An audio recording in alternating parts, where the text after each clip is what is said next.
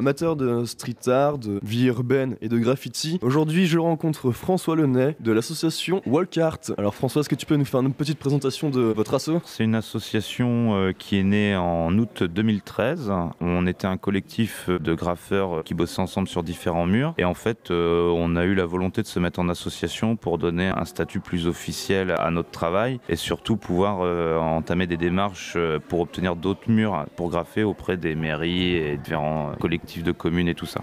Où est-ce qu'on peut retrouver les murs que vous avez déjà travaillés? Sur la zone de Cherbourg, on peut trouver notre travail sur Querqueville essentiellement. C'est un gymnase qui est le gymnase du tennis de table et le club aquariophile où on a deux grands murs qui font à peu près 10 mètres de long chacun sur lesquels on travaille des fresques. Sinon, le long de la plage de Querqueville, on va dire que c'est un site officieux qui est toléré. Après, c'est justement le problème. Sur la CUC à l'heure actuelle, on n'a pas beaucoup de murs où on peut s'exprimer librement et qui soient visibles du public surtout, qui ne soient pas cachés dans des recoins un petit peu glauques, on va pas se mentir. Le but de votre association, c'est pas uniquement de faire un collectif de graffeurs. De manière générale, on va dire que notre collectif il s'est créé pour faire tout ce qui nous plaît. Et c'est-à-dire que chacun dans le collectif a des envies différentes. On a quand même une grosse partie du collectif qui est tournée vers le dessin et le graffiti. Ça reste notre axe majeur. Maintenant, c'est vrai qu'on a des affinités avec la musique, qu'on essaye de développer un petit peu tout et n'importe quoi. Donc on intervient aussi bien pour des décos chez des particuliers que dans des stages MJC avec les jeunes. Et pareil, on va essayer de développer du concert aussi bien pour de la scène locale que pour des artistes avec une renommée un peu plus importante, voire nationale. L'essentiel de notre actualité, on peut la retrouver sur notre page Facebook, qui est une page officielle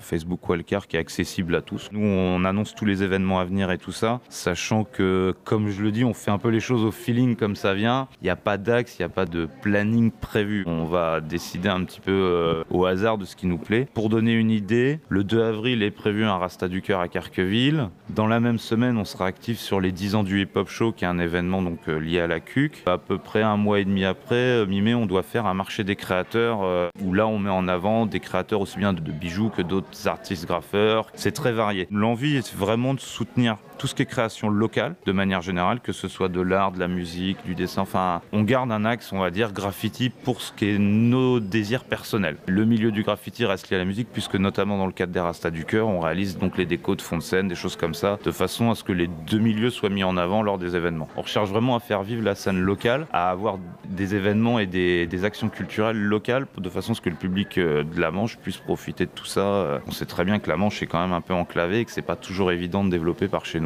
Donc c'est fait avec les moyens du bord, on va pas se mentir, c'est encore très compliqué, trouver des sponsors, des partenaires sur les gros événements, s'il y en a qui entendent et qui veulent aider, ils sont le bienvenu.